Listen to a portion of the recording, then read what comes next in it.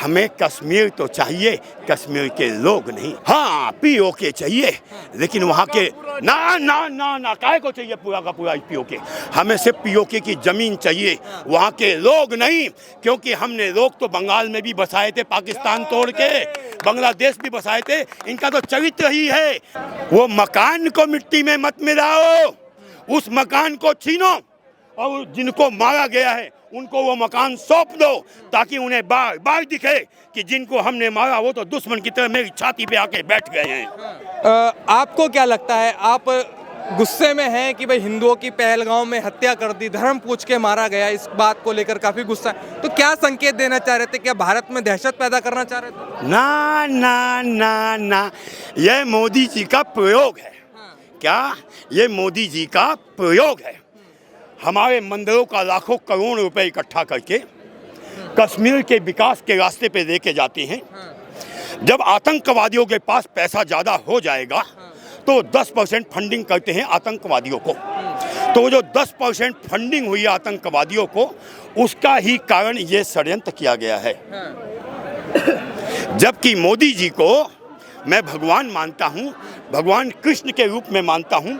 मोदी जी को मैंने कब से पूजना स्टार्ट किया? आज से 15 साल पहले मेरे मन ने कहा कि भगवान कृष्ण ने कभी एक वचन दिया था हिंदू धर्म को, यदा यदा ही धर्मस्यते ग्लानि भवति भारते अभ्युत्थानम अधर्मस्यते तदात्मनाम सुजाम्यहम्। जब धर्म विपदा में होगी तो मैं आऊँगा। तो आज मोदी जी 75-76 साल के हो गए। जब पाकिस्तान हिंदुस्तान का बंटवारा होता है और लाखों हिंदुओं का नरसंहार होता है तो भगवान अवतरण होते हैं। कौन? मोदी जी। भाई जब हिंदू बहुत बुरे परिस्थितियों में था तो मोदी जी, जब राम जन्मभूमि में लाखों हिंदुओं का नरसंहार कर दिया जाता है एक मुलायम सिंह यादव के द्वारा, तो ये जवान होते हैं, ये राजनीतिक में आते हैं। तो परिस्थितियों का निर्माण होते होते होते होते आज यहाँ पहुँच गया। तो मोदी जी ने अब एक नया प्रयोग स्टार्ट कर दिया। जैसे भगवान कृष्ण गए थे ना संधि प्रस्ताव लेकर के, संधि प्रस्ताव लेकर के, उस प्रस्ताव का कभी कुछ होता नहीं है, उस प्रस्ताव का कभी कुछ होता नहीं है। ये मोदी जी भी जानते हैं। और मोदी जी बिच्छू को काटने का मंत्र सिखाने गए हैं कि मैं तुम्हें शायद कुछ खिला दूं तो बिच्छू काटना भूल जाएगा। बिच्छू काटना कभी नहीं भूलेगा। तो मोदी जी सबका विकास, सबका साथ, सबका विकास, इसको मारो लात, अच्छों का विकास, अच्छों का साथ साथ, शैतानों के मूल जड़ का नाश। जिस दिन आप ये मंत्र दे दोगे हिंदुस्तान से आतंकवाद समाप्त हो जाएगा। क्या इलाज करने का समय यही है क्या पाकिस्तान का? मैं कहता हूँ पाकिस्तान हम जाएं क्यों? जो 25-30 करोड़ यहाँ पे बैठे हुए हैं, जिस दिन हम पाकिस्तान से युद्ध लड़ रहे होंगे ये हमसे युद्ध लड़ रहे होंगे। तो सबसे पहला इलाज तो इनका किया जाए, वक्फ बोर्ड समाप्त कर दिया जाए, एक ही झटके में जो होना है एक दफ़ा हो जाए। तो मोदी जी से तो बस मैं इतना कहूँगा कि मोदी जी प्रयोग बंद करो, एक दफ़ा युद्ध हो जाने दो। मोदी जी ने तो कल कहा है कि भाई मिट्टी में मिलाने का समय आ गया। वो मकान को मिट्टी में मत मिलाओ, उस मकान को छीनो और जिनको मारा गया है उनको वो मकान सौंप दो, ताकि उन्हें बार बार दिखे कि जिनको हमने मारा वो तो दुश्मन की तरह मेरी छाती पे आके बैठ गए हैं। और दूसरा प्रयोग, मोदी जी हिम्मत है और जो सच्चे मुसलमान हैं इस देश के, जो कहते हैं भाईचारा बिगड़ गया, मैं उनसे एक ही बात कहना चाहता हूं, तुम चाहते हो कि भाईचारा बना रहे, ताना बाना बना रहे, तो एक कंसेप्ट है कि तुम आतंकवाद करोगे तुम्हें 72 हूर मिलेगी।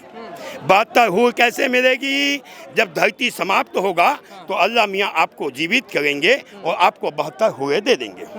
तो जैसे ही आतंकवादी मरता है उसे दफनाए नहीं, उसे चिता के हवाले करके जला दें। जब वो जल जाएगा तो अल्लाह उसको जीवित नहीं करेंगे और 72 हुए उसको नहीं मिलेंगी। जिस दिन उसके दिमाग से ये निकल गया कि ये मुझे जला देंगे, मैं 72 हुए से महरूम हो जाऊंगा, उस दिन आतंकवाद खत्म हो जाएगा और इसके लिए मुसलमानों को आगे आना होगा।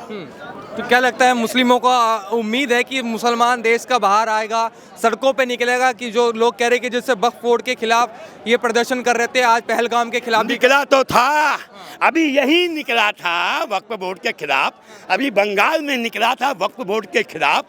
अब हरामियों, तुम्हारा झगड़ा था सरकार से जाके लड़ते ना, वहाँ की जनता ने तुम्हारी क्या बिगाड़ा है।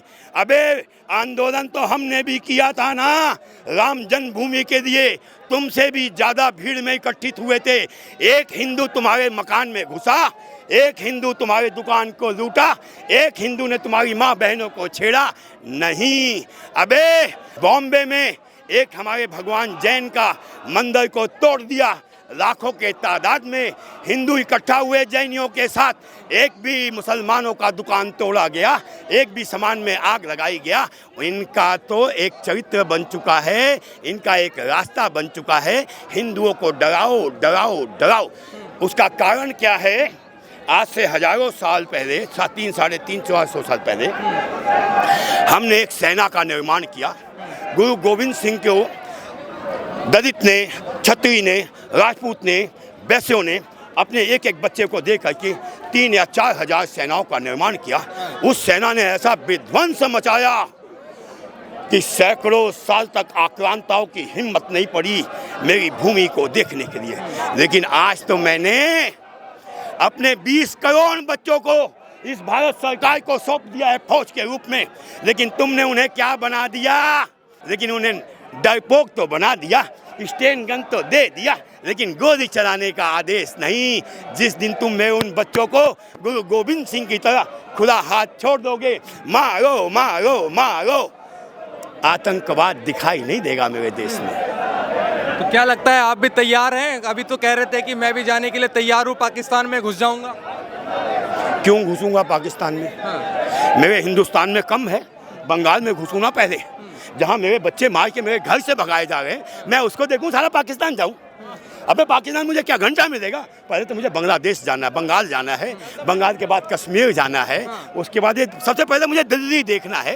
अरे दिल्ली में तो गर्दनें काटी जा रही हैं ना, मैं अपने शहर को बचा नहीं पा रहा हूँ, मैं सारे बंगाल जाऊँगा, बंगाल जाऊँगा। तो क्या लगता है, जैसे ही कह रहे कि अब पाकिस्तान को मुंह तोड़ जवाब देने का वक्त है, सरकार कुछ ना कुछ अब बड़ा एक्शन लेने वाली है, तो क्या उम्मीद करते हैं कि क्या होना चाहिए? कुछ नहीं होना चाहिए। मरे हुए कंगरे को क्या मारना, उसका पानी बंद कर दो, बस से पानी बंद कर दो और कुछ नहीं, वो अपने आप मर जाएगा, अपने आप मर जाएगा। उसे अनाज देना बंद कर दो, अपने आप मर जाएगा। लेकिन कह रहे हैं ना इजराइल बनना चाहिए भारत को, गाजा बना दो पाकिस्तान को। इजराइल कब बनेगा? कब बनेगा? जब ये हम सब मर जाएंगे, हम सब मर जाएंगे, इजराइल की तरह थोड़ा सा बच जाएंगे 10-5 हजार, तब अपने वजूद की लड़ाई लड़ेंगे। आज तो हम दलित में बटे हुए हैं, आज हम राजपूत में बटे हैं, आज हम क्षत्रिय में बटे होंगे। जब हम इतने से हो जाएंगे तब कहेंगे भाई बचा, भाई बचा, मेरी बहन की इज्जत लुट गई, बचा, तब साले हम संगठित होंगे। आज मोदी जी कहे हम चुन चुन के मारेंगे, अबे उन्होंने चुन के मारा, गाजा में बम मारा, दे बम दे बम दे बम, कौन मरेगा कौन जिएगा कोई परवाह नहीं। तो मारो कश्मीर में बम, मारो कश्मीर में बम, मारो बंगाल में वहाँ पे बम जहाँ से मेरे हिंदुओं का पलायन हुआ है, बस सिर्फ बम मारो। इनका एक ही क्या बोलते हैं इलाज है, बम बम बम। पीओके लेना चाहिए अब तो। हाँ पीओके चाहिए, लेकिन वहाँ के ना ना ना ना काहे को चाहिए पूरा का पूरा पीओके? हमें सिर्फ पीओके की जमीन चाहिए, वहाँ के लोग नहीं, क्योंकि हमने लोग तो बंगाल में भी बसाए थे, पाकिस्तान तोड़ के बांग्लादेश भी बसाए थे। इनका तो चरित्र ही है, आज इनकी तुम गर्दन से बचा लोगे, कल तुम्हारी माँ बहन बेटियों की ये काट डालेंगे। इनका तो इतिहास है, इनका तो इतिहास है। कश्मीर में एक राजा ने 700 को बसाया था और खानदान समाप्त हो गया। तो हमें कश्मीर तो चाहिए, कश्मीर के लोग नहीं। करें अमन चैन से रहने की बात करो, ये उन्होंने जो धर्म पूछ के मारा तो देश में रहने वाले मुसलमानों के खिलाफ नफरत पैदा हो, इसलिए उन्होंने ये काम किया। अबे मुसलमानों, तुम हो भाईचारा मानते हो? एक आतंकवादी मरता है, उसके जनाजे में मत जाओ, उसको जला दो, उसको जला दो, उसके धर्म से निष्कासित कर दो। भाईचारा भाईचारा भाईचारा। और जैसे ही तुम्हारा भाई हमें चारा समझ के आता है, उसके लिए 5 लाख 50 लाख का वकील खड़ा कर देते हो, उसके घर में 50 लाख पहुंचा देते हो, उसे उसके मनमोल को मजबूत कर देते हो, उसके कारण 50 आतंकवादी और मजबूत हो जाते हैं। तो ऐसा भाईचारा नहीं चाहिए। तो मतलब नहीं चाहिए ये वाला भाईचारा। अभी जहांगीरपुरी में एक दंगा हुआ था, एक कबाड़ी साला जिसके पास खाने का पैसा नहीं, सुप्रीम कोर्ट में 25-25 लाख के वकील इनका बाप खड़ा करता है, यही खड़ा करते हैं।